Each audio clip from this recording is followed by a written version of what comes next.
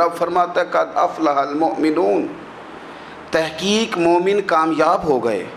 کون سے مومن؟ الذین هم فی صلاتہم خاشعون، وہ جو اپنی نمازوں میں گڑ گڑانے والے ہیں، خشوع کے ساتھ، عاجزی کے ساتھ، انکساری کے ساتھ، ذوق کے ساتھ نماز پڑھنے والے ہیں۔ والذین هم عن اللغو معرضون، اور وہ جو بیہودہ باتوں سے منہ پھیرنے والے ہیں، لغویات سے اپنا رخ پھیرنے والے سنجیدہ لوگ۔ پھر ارشاد فرمایا والذین هم للزکاۃ فاعلون، جو زکوٰۃ دینے کا کام کرنے والے ہیں۔ پھر فرمایا والذین هم لفروجہم حافظون، اور وہ لوگ جو اپنی شرمگاہ کی حفاظت کرنے والے، اپنی شرمگاہ کی حفاظت کرنے والے، الا علی ازواجہم، مگر یہ کہ اپنی بیویوں پر، او ما ملکت ایمانہم، یا اپنی شرعی باندیوں پر۔ اس زمانے میں جو لونڈی خریدی جاتی تھی اس سے بھی وطی کرنا جائز تھا، اگرچہ اب لونڈیاں موجود نہیں ہیں تو یہ فعل بھی موجود نہیں، سوائے اپنی بیویوں پر یا شرعی باندیوں پر۔ فَإِنَّهُمْ غَيْرُ مَلُومِينَ، فرمایا جو یہ کام کرے اس پر کوئی ملامت نہیں ہے، اپنی بیوی کے پاس شرعی طریقے سے جائے یا باندی کے پاس جائے۔ فَمَنِ ابْتَغَىٰ وَرَاءَ ذَلِكَ، اور جو آدمی اس کے بعد اس حد سے بڑھے، اس کے سوا کچھ اور کرے جو بندہ، فرمایا فَأُولَٰئِكَ هُمُ الْعَادُونَ، یہ لوگ حد سے بڑھنے والے ہیں، جو لونڈیوں اور باندیوں کے علاوہ، اپنی بیویوں کے علاوہ کسی اور جگہ گندگی کریں، یہ حد سے بڑھنے والے، حدوں کو کراس کرنے والے لوگ ہیں۔ پھر ارشاد فرمایا وَالَّذِينَ هُمْ لِأَمَانَاتِهِمْ وَعَهْدِهِمْ راعون، اور وہ جو اپنی امانتوں اور اپنے وعدوں کی رعایت کرتے ہیں، امانتیں ادا کرتے ہیں، وعدے پورے کرتے ہیں، اور وہ لوگ جو اپنی نمازوں کی حفاظت کرنے والے ہیں، جن میں یہ خوبیاں آ گئیں۔ میرا رب فرماتا ہے نماز میں خشوع وضو حاصل ہو گیا، فضولیات سے بچ گئے، زکوٰۃ ادا کرنے والے بن گئے، شرمگاہ کی حفاظت کرنے والے بن گئے، امانتیں عہد پورے کرنے والے بن گئے، اپنی نمازوں کے محافظ ہو گئے۔ اللہ اکبر، قربان جائیں۔ مالک فرماتے ہیں اولئک ھم الوارثون، یہی لوگ تو وارث ہیں۔ یا اللہ کس چیز کے؟ فرمایا الذین یرثون الفردوس، یہ لوگ جنت کے وارث ہیں، یہ جنت کے وارث ہیں یہ لوگ۔ ہم فیہا خالدون، اور فردوس سے، جنت سے نکالے نہیں جائیں گے، ہمیشہ ہی جنت میں رہیں گے۔ یہ آیات اللہ کا مطالبہ بھی ہے، یہ آیات صحابہ، اہل بیت، اولیاء اللہ، ان تمام کی سیرت کا عکس بھی ہے۔ اور سب سے بڑھ کر سیدہ عائشہ صدیقہ فرماتی ہیں یہی تو آیات ہیں جنہیں اچھی طرح سمجھ لو گے تو تمہیں مدینے والے کے اخلاق بھی سمجھ میں آ جائے گا، حضور کے اخلاق بھی تمہیں سمجھ میں آئے۔ بڑے غور کے ساتھ سورہ مومنون کی ان ابتدائی آیات پر غور کرنا چاہیے۔ رب فرماتا ہے قد افلح المؤمنون، تحقیق مومن کامیاب ہو گئے۔ کون سے مومن؟ الذین هم فی صلاتہم خاشعون، وہ جو اپنی نمازوں میں گڑ گڑانے والے ہیں، خشوع کے ساتھ، عاجزی کے ساتھ، انکساری کے ساتھ، ذوق کے ساتھ نماز پڑھنے والے ہیں۔ دیکھیں قرآن نے یہ نہیں کہا شروع میں کہ وہ لوگ اپنی نماز پابندی سے پڑھتے ہیں، بلکہ فرمایا وہ نمازوں میں عاجزی کرتے ہیں، وہ نماز میں خشوع کرتے ہیں، خضوع کرتے ہیں۔ نماز ہم بھی پڑھتے ہیں، ڈھیر سارے لوگ ہیں جن کا یہ مطالبہ ہے کہ میرا نماز میں دل ہی نہیں لگتا۔ پہلی بات تو یہ ہے کہ دل نہ بھی لگے تو نماز پھر بھی پڑھنی ہے، اور دوسری بات یہ ہے کہ دل لگانے کو بھی تو کچھ انسان کے پاس چیزیں ہونی چاہیے نا، کوئی ضروریات ہوتی ہیں۔ سب سے پہلی بات یہ کہ مسئلہ نماز کا نہیں، مسئلہ اہمیت کا ہے۔ آپ نے اللہ تبارک و تعالیٰ کی ذات کی، رب کریم کے جلالت کی جتنی زیادہ اہمیت اپنے دل میں محسوس کر لی، اتنا ہی نماز کی طرف توجہ آپ کی بڑھ جائے گی۔ آپ سادی سی مثال ہے، غور کر لیں، جتنا آپ اپنے استاد کو پروٹوکول دیتے ہیں، جتنی عزت کرتے ہیں، اتنا ہی وقت پہ آپ ان کے پاس پہنچ بھی جاتے ہیں۔ اگر آپ کے دل میں اہمیت نہیں ہے تو آپ ٹال دیں گے، اور جس استاد کی اہمیت ہے اس کے فون کی گھنٹی بجتے ہی فون بھی اٹھایا جائے گا، اور بات پوری مکمل بھی نہیں ہوگی تو کہا جائے گا جیسے آپ کہیں گے، اور جو وقت وہ دیں گے ان سے 10 منٹ پہلے پہنچنے کی کوشش بھی کی جائے گی. بس سمجھ لیں دل لگنے نہ لگنے کا مسئلہ نہیں، اہمیت کا مسئلہ ہے. آپ جتنی اپنے مالک کی بارگاہ کی اہمیت سمجھ لیں گے اتنا ہی وقت پہ مسجد آئیں گے، اتنا ہی شوق سے نماز پڑھیں گے. دوسری بات، نماز کے ترجمے پہ غور کریں. آپ یقین کریں اگر نماز کا ترجمہ ہمیں آ جائے نا تو ہمیں تو یوں لگے کہ ہم تو اپنے مالک کی بارگاہ میں عرض و معروض کرنے حاضر ہوئے ہیں. یہ سورہ فاتحہ ہی دیکھ لیں آپ. حضور فرماتے ہیں، رب فرماتا ہے سورۃ فاتحہ آدھی میری ہے آدھی میرے بندے کی ہے. جب اس نے کہا الحمدللہ رب العالمین الرحمن الرحیم مالک یوم الدین ایاک نعبد و ایاک نستعین، جب یہاں تک وہ لفظ کہتا ہے تو یہ حصہ میرا تھا. اس نے اپنے رب کی تعریف کی، اور جب کہا نا اس نے اہدنا الصراط المستقیم، اب بندے نے التجائیں شروع کر دی. اس نے کہا کہ مالک بھی تو ہے، رحمان بھی تو ہے، رحیم بھی تو ہے، عبادت بھی تیری کرتے ہیں تو مدد بھی تو تجھی سے مانگنی ہے نا.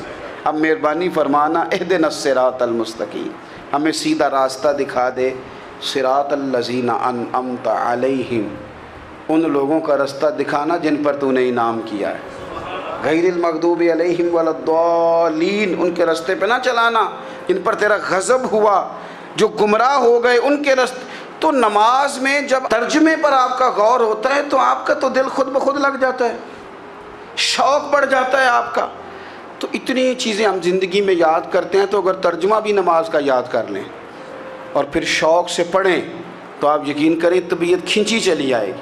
ہمارے یہاں کچھ لوگ نماز پڑھتے ہیں پر بڑی لاپرواہی سے پڑھتے ہیں، کبھی ادھر دیکھتے ہیں کبھی ادھر دیکھتے ہیں، کبھی بال سہلاتے ہیں. وہ میں نے دیکھا ہے سجدے جا رہے ہیں تو سیانے سیانے بندے کبھی کپڑے کو چھیڑ رہے ہیں کبھی جگہ کو چھیڑ رہے ہیں. میرے نبی کریم صلی اللہ تعالیٰ علیہ وسلم نے فرمایا ان لوگوں کا کیا حال ہے جو اپنی نماز میں نظریں آسمان کی طرف اٹھاتے ہیں.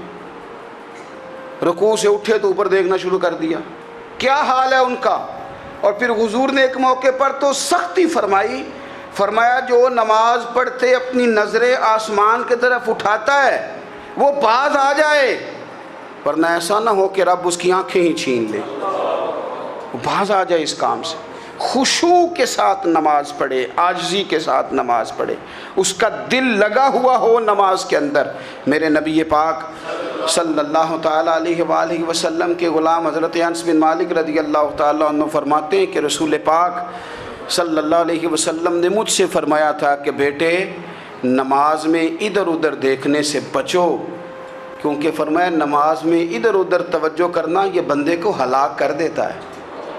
ہلاکت ہے اس میں اگر تم نے ادھر ادھر توجہ ہوگی. نماز تم مالک کی بارگاہ میں کھڑے ہو اور تم دیکھ ادھر ادھر رہے ہو. تو ایک تو نماز عاجزی کے ساتھ. پھر فرمایا والذین ہم عن اللغو معرضون، وہ لوگ جو فضول باتوں سے لغویات سے اپنا منہ پھیر لیتے ہیں، فضولیات سے. ہمارے ہاں نا بہت سارے لوگ ایسے ہیں جو بلا وجہ ان چیزوں میں دلچسپی لیتے ہیں جو ان کے مطلب کی نہیں ہے. ان کے مطلب آپ کسی سے ملیں کہتے ہیں کیا حال ہے، ٹھیک ہے جی. بچوں کا کیا حال ہے، ٹھیک ہے. بچے کتنے ہیں؟ تو بھئی آپ کو جب پتہ ہی نہیں تھا کتنے ہیں تو حال کیوں پوچھا آپ نے؟ آپ کرتے کیا ہیں؟ آپ کا بڑا بھائی کیا کرتا ہے، چھوٹا بھائی کیا کرتا ہے، ابا جی کیا کرتے ہیں؟ بھئی آپ کے مطلب کی بات نہیں. آپ مطلب کی مقصد کی بات کریں، بے مقصد باتوں میں الجھنے کی ضرورت نہیں ہے. دیکھیں اپنا ادارہ میں چلاتا ہوں، اپنا گھر آپ چلاتے ہیں، اپنی ڈیوٹی آپ کرتے ہیں. آپ کو زیادہ بہتر پتہ ہے کہ آپ اپنا گھر کیسے چلا رہے ہیں. مجھے زیادہ بہتر پتہ ہے کہ میں مدرسہ مسجد، مجھے زیادہ بہتر پتہ ہے اس کے اندر کون سی اصطلاح کس طرح کرنی ہے. یہ مجھ سے زیادہ بہتر کوئی بندہ جانتا نہیں. اب ہم کیا کرتے ہیں جب ہم دوسرے کے کام میں مداخلت کرتے ہیں تو دو نقصان ہوتے ہیں. ایک تو اس کے ساتھ ہمارا رائے کا اختلاف ہو جاتا ہے، اور دوسرا ہمارے اپنے بہت سارے کام رہ جاتے ہیں کیونکہ ہماری توجہ ہی دوسرے کی جانب تھی. اپنے بڑے سارے کام رہ جاتے ہیں. اس لیے بہت ساری ایسی چیزیں ہیں جن میں بلا وجہ کوئی مقصد نہیں.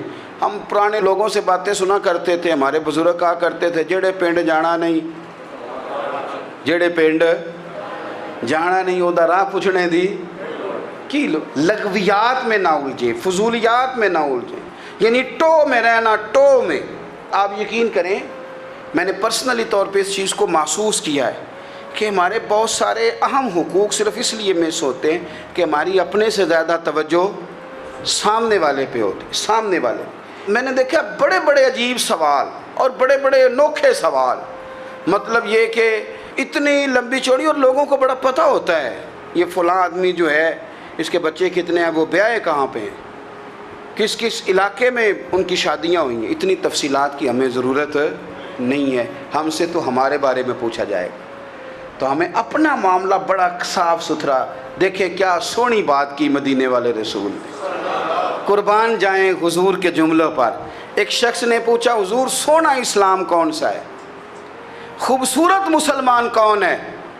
تو نبی پاک صلی اللہ علیہ وسلم نے فرمایا وہ خوبصورت مسلمان ہے جو بات اس کے مقصد کی نہیں بے معنی ہے وہ بات وہ چھوڑ دے.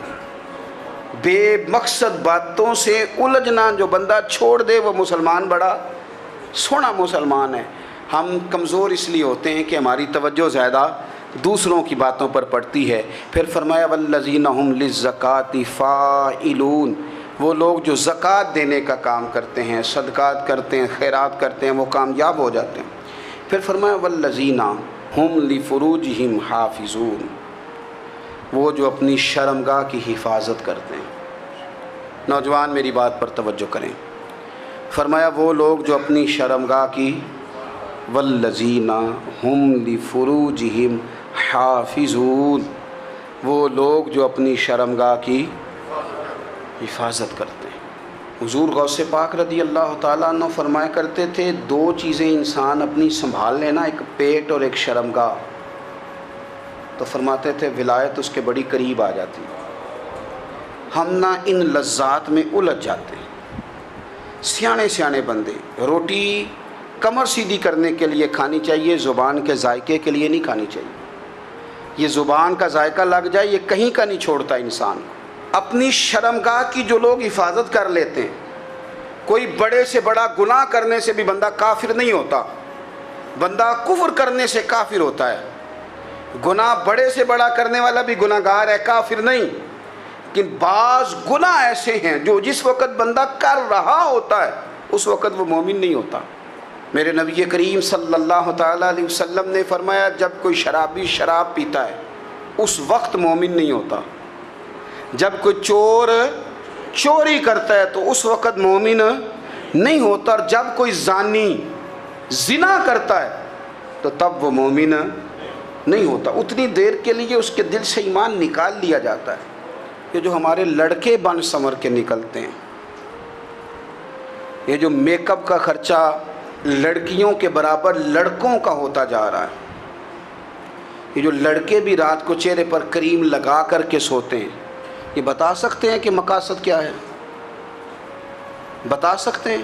یعنی بچے بھی بغیر شیمپو کے بال نہیں دھوتے، مثلا کیا کرنا ہے آپ نے اس کا؟ بڑی بڑی قیمتی چیزیں جو ہیں وہ آپ نے رکھی ہوئی ہیں، مقصد کیا ہے؟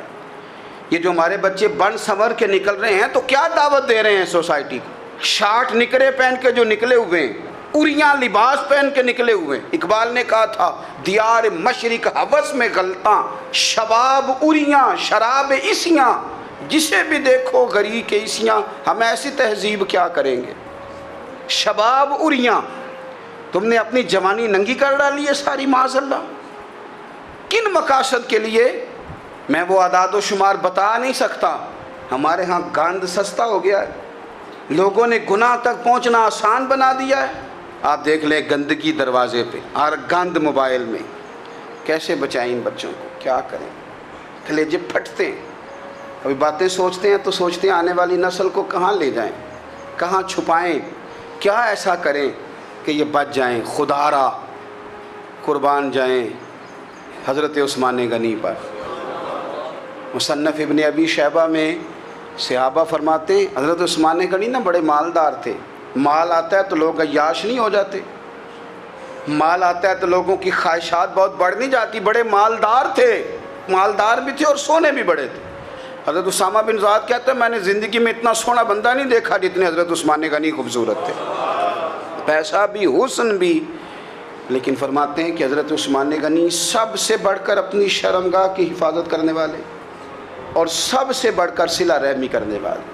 رشتہ داروں سے اچھا سلوک کرنے والے، حیا والے، شرم والے، پاکیزگی والے۔ آپ کا ذہن ہے، آپ صبح اٹھتے ہی ذہن بنا لیں کہ میں نے آج اتنا سبق پڑھنا ہے، آج اتنی تفسیر دیکھنی ہے، اتنی عبادت کرنی ہے، فلانی نعت میں نے دیکھنی ہے، فلاں خیر کا کام کرنا ہے، فلاں آدمی کے ساتھ نیکی کرنی ہے۔ صبح ذہن بنا لیں، آپ کا ذہن وہی کام کرنے لگے گا۔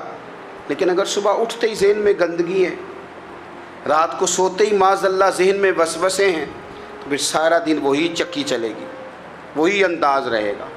تھوڑا سا آپ کو اس کی نگرانی کرنی ہے، تھوڑا سا۔